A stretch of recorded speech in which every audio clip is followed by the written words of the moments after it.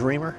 It's somebody in this industry that's looking to how to do it better. And I mean, you can dream about it, but then if you just dream about it and you don't come back and do it, then what's the point, you know?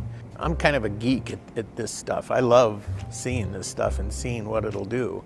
And so even when I'm retired, I'm going to come back and walk the show and just see what's new, see where things are going.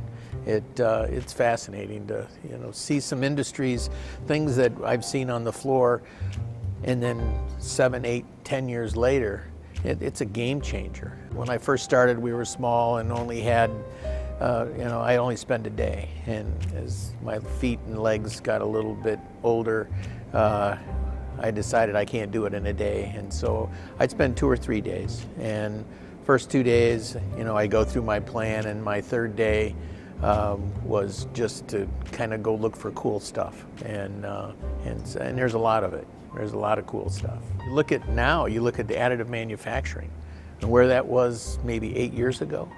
They just told me there's 50 booths this year for additive manufacturing. Yeah, I mean, you got to come here and it's like looking into a crystal ball, you know, it's pretty cool. I mean, you got it all under one roof.